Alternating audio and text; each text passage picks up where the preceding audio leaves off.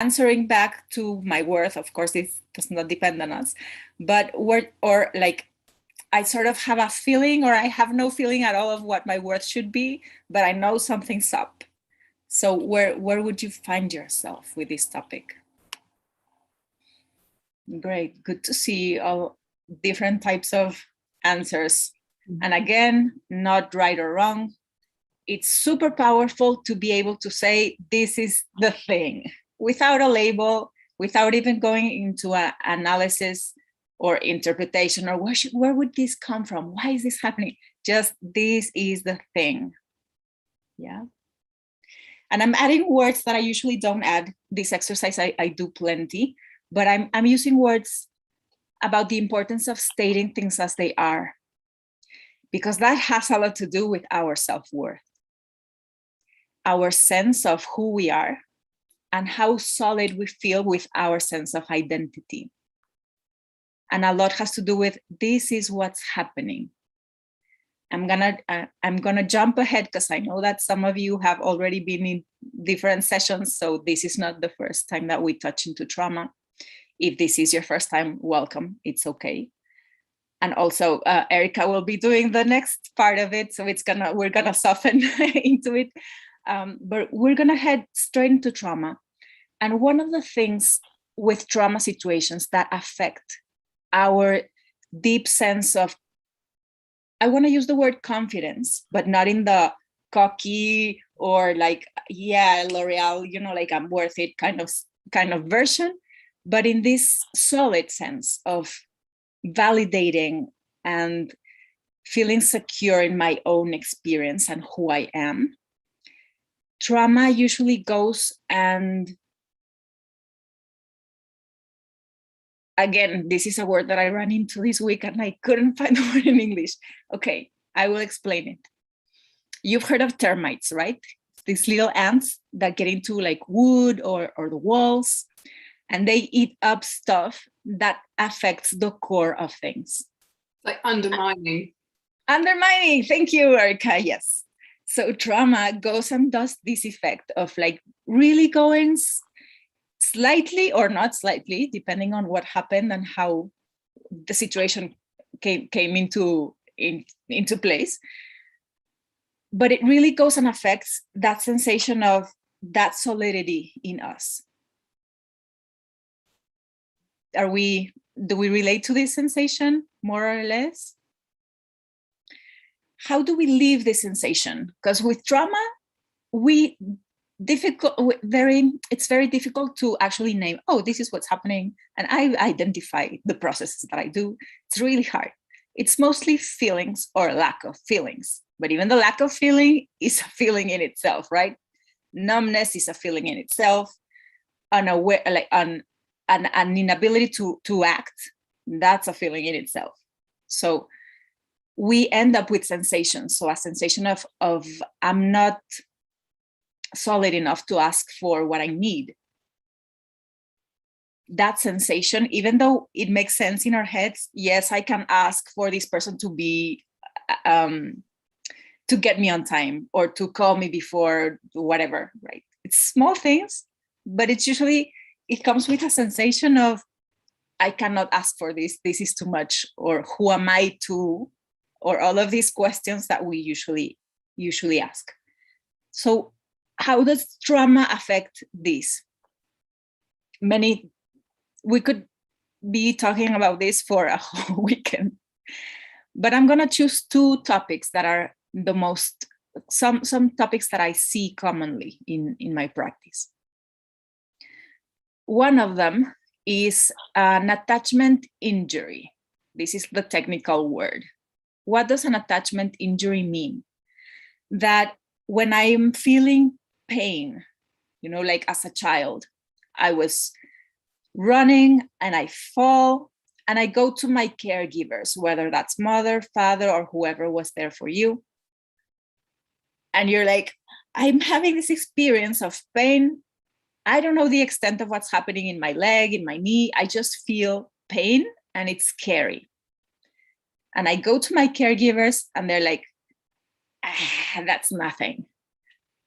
Or Again, you're bugging. Go back and play. Don't bug me. Or any other sort of these types of phrases that we are so creative in coming up with. And what the child feels and understands is my need, my feeling, my experience is not that important. So my father or my mother's work is more important, their leisure is more important, their need to be talking to other adults is more important than what's happening to me. So that means, since it's my parents, it's the people who made me, they're the big ones, the smart ones, the adult ones, they must be right. So these, my needs, my biological needs, my emotional needs, take a second place.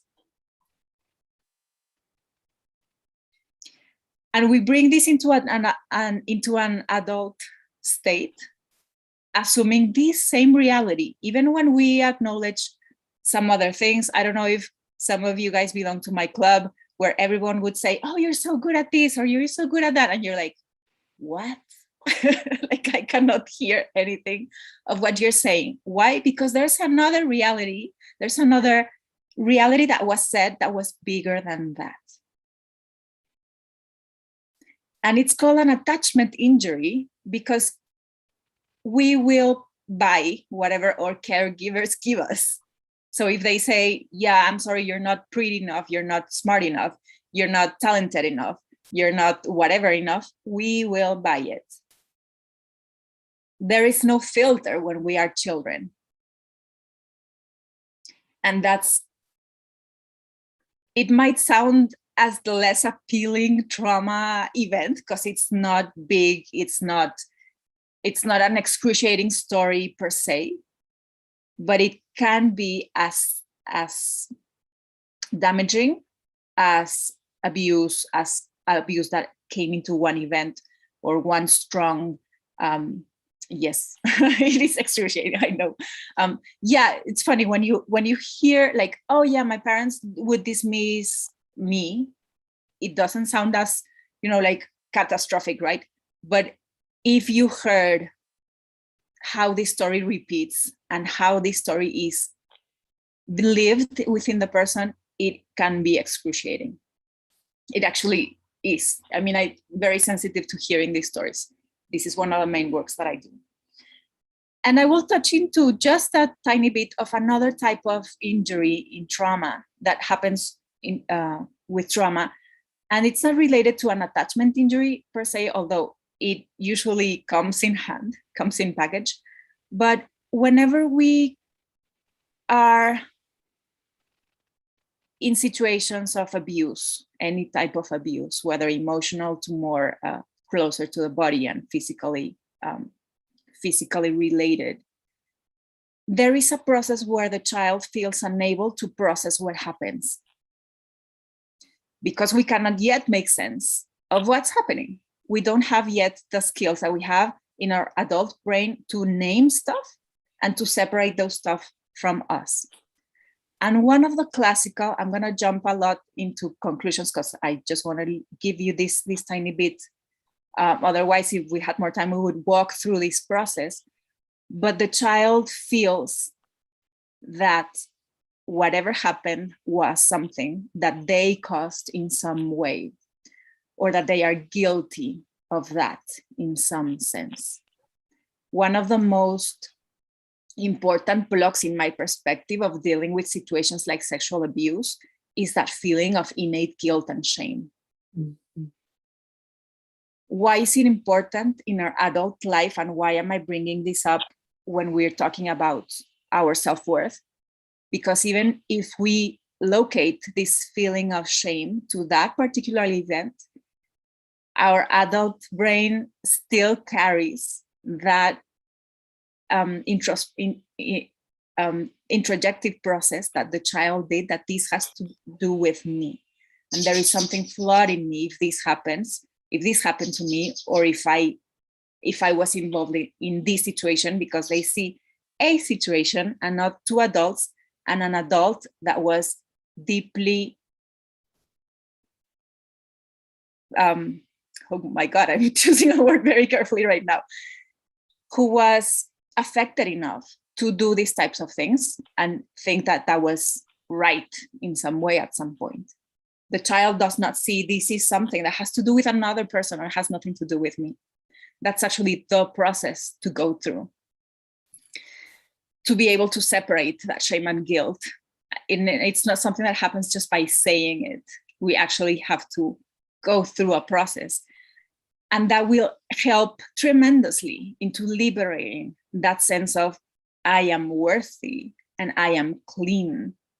I am open. I am worthy to receive and to be seen, to have a place just as I am. Given whatever happened in my past, I am free of that guilt. If any of you guys resonate with this, allow yourself a time to process this.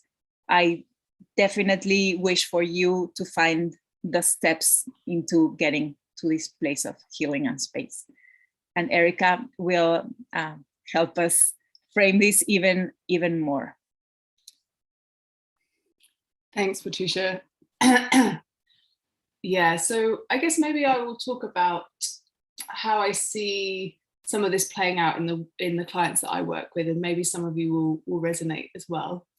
I think I also want to say, like, with these traumas, it can be like your own personal experience, and it can also be like cultural, societal, ancestral, historical. Yeah. So I work with women. I work with women that have the fawn trauma response, mostly being too nice. And when I think about that, it's like, you know, a woman's worth over history. You know, we used to be owned in many places of the world. So in our history, we used to be the property of someone else. We didn't have our own kind of worth. In what we see our sisters in other parts of the world treated in a similar sort of way now, we see things on the news about the way that women are treated. So whether you're a woman or not, or whether you're another grouping, there's also that's all in the mix as well. We're picking up these messages all the time about our sense of worth in the world. Yeah. And if you're in any way part of a minority or a historically oppressed group, there's going to be some of that in our systems as well. Okay, so just to say that. Okay, so how do I see this kind of lack of self-worth kind of playing out? Well, what I see a lot is, and this was my story, without a really strong sense of your innate worth, just as you are, you can, I did, set about trying to earn it. So set about trying to earn a sense of worth through pleasing other people, or also through achieving, yeah? So we find strategies that we think are gonna validate us, yeah? So mine was like A-star student, you know, I had to get a master's degree, I had to get a first class honours, and it was like constantly trying to arrive at this point where I would somehow then be worthy, yeah? And this is a wounding that I see a lot in the women that I work with, is like this deep sense of, God, is it even okay that I'm here? And like, what do I need to do to earn my place here? Yeah. So it can be overworking, overgiving. It can be this sense of trying to earn a sense of worth from the outside, like it's something that is bestowed upon us rather than that we have, even like that we give ourselves credit for. I was just reflecting on the title of this talk. Like, the truth is that we all have a worth. We're all innately worthy. We don't have to have, that's not something we get credit for or we have to earn, yeah? But what I see is a lot of trying to find worthiness outside, which leads to burnout, was my path. It can lead to overgiving. It can lead to, well, just a lot of fear all the time, yeah? And this sense of trying to claim worth from the outside through something we do, yeah? We get worth through something we do. So a lot of the work that I do with women in the first stages is, yeah, Anna Messiah complex, yeah. So a lot of the work that I do with women is coming out of doing and learning to be. So, and that can be quite a process of just stopping being useful for a while, yeah? That your worth is not related to what you do in the world, that there's something beyond that deeper than that, which is just that as a human being breathing on this earth, you have a right to be here. So I called my organization Your Right to Be. Yeah. One of my Buddhist teachers says, like, allow yourself to be ornamental for a while. Yeah, just allow yourself to be ornamental. So yeah, coming out of this doing and learning to be, and that can be really tricky, coming back to ourselves, feeling into that place, the place of rest, place of not doing, place of like quietude. If you watch my talk on Monday, it's the in, back and down space. Yeah. Another way I see it play out is in collapse. Yeah. So we see that if we don't have a sense of in our innate worthiness, what that can lead to is collapse. And this is also sometimes a cycle that I see women go on. So like really trying to achieve, earn this sense of worthiness. What do I have to do in the world to be worthy? It never, ever filling us up because it's the wrong medicine. Yeah. And then a burnout. And then our bodies will bring us in, back and down. If we don't come here preemptively, if we don't learn to do that, we'll burn out and we'll come here through illness. The near enemy of that, you know, returning to stillness, learning to rest, not doing, is collapse. Yeah. So I see a lot also of kind of collapse. Like I don't have a sense of dignity. And if you watch my talk this morning, this sense of dignity. So I think the second stage is we don't want to get stuck here. We want this to be a place that we can come to and feel into our worthiness just as we are. And then from there, we then need to just rediscover a sense of dignity, like a sense of, yeah, like I've said before, that just as we are, imperfect, you know, this is the other thing that I see, constant striving for perfection. Yeah, if I only get perfect, then I'll be worthy. That also gets put onto certain demographics more than others. Yeah, this constant striving for perfection or the need to be perfect. And it's like, if we can find a dignity that's based, like Patricia started us off with, in the truth of who we are, completely imperfect, flawed beyond measure, but worthy nonetheless, yeah? Have done terrible things, have done wonderful things. If we can find a sense of a worthiness that's based in that and let that dignity come through the body, yeah, that's one way that I work with women to begin to undo this or learn what it feels like to feel worthy, I guess. For me, there's something about dignity that has that sense of worthiness in it, that's not based on anything external. It's based on a true sense of who we are and that we can take up space in the world. Yeah. Yeah. I think that's all I want to say for now. Yeah. Back to you, Patricia. Yeah. Thank you, Erika. Tia, do you want to take it from here? Yeah, sure, I can. If you're both if you're complete, both of you, any final wrap-ups of maybe what women can do or what people can do coming from this as a first step, just to complete? Sure. Yeah, I would take on what we stated at the beginning. During either of these two processes of trauma that we mentioned at the beginning, one thing that was lacking, that was part of the result of in a trauma response, is the fact that there was no space to say, I am hurting. Or a space to say, I don't like this. So starting to give ourselves that opportunity, not easy. Maybe it's easy on some things, but particularly in women's work, as Erika mentioned, being able to own those of us who were involved in any type of abuse, whether emotional or physical, re-own disgust. Because as women, we're not allowed to say, I don't like this, ew, I don't like that, or be like in this ugly reaction state. Being able to own it from the body and say, I don't like this, or I do like this, and this is what I want. I want respect. I want peace. I don't want to be worrying about, is he calling? Is he not calling? Could it be? That's so draining. But we're so used to that, to be able to carry those types of loads, to be able to say within the body, I do not like to feel this in my body. Mm-hmm. So we are, in a way, programming. This is not a word that I usually use. What our present and our future, the possibility of a future.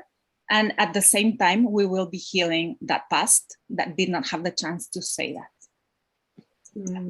That would be my wrap up. I love that, Patricia, just to say, I really love, it's like I often say, like, can we be the welcoming container that we weren't given when we were younger? So it's that allowing the complexity of who we are to be allowed to be known by us, by ourselves, you know, like we don't have to be perfect. Can we be imperfect, even if it's just to ourselves to begin with? Can we acknowledge that, what we do like, what we don't like, the things that we've done? Can we really see that and come around that with the type of holding that for whatever reason wasn't available to us? Yeah.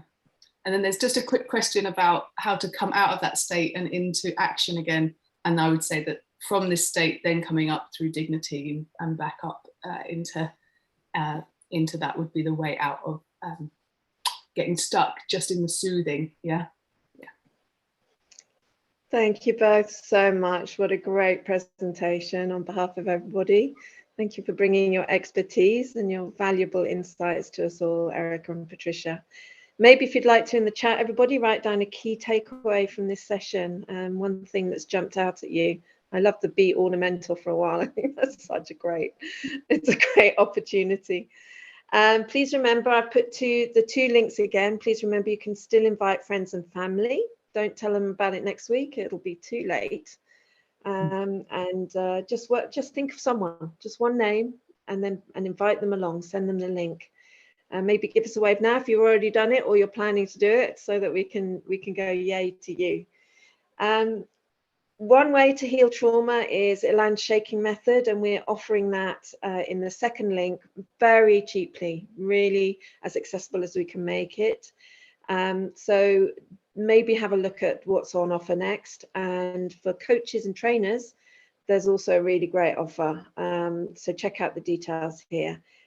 It's about developing your trauma superpowers, and it will include group sessions. So going to be amazing. Obviously, there are many approaches to trauma in the world, but this is our offer for you today. If you're in the global south or your finances are a real problem, do get in touch with us, and I'm going to put the support Agatha's email in the chat if you need some financial consideration. So there's still great stuff coming. There's a lot of it on the schedule. Next, we've got traumatic growth, turning your trauma into superpowers with the fabulous always Mark Walsh and Melissa Gutierrez, who I don't actually know. So I might have to check in with that because she sounds amazing. And that's at 5 p.m. and many other sessions. I'm afraid that we're running out of time, so I don't have time to screen share the schedule. So maybe just chance to give everybody a wave, a bit of love to the room. Thank you so much for coming. Thank you very much again, Erika and Patricia. And I hope you all have a really fabulous afternoon and great value from this session. See you all soon. Thank you, Thea. Thank you, Erika. And thank you, everyone, for showing up. Yeah, Take care. you. See you soon.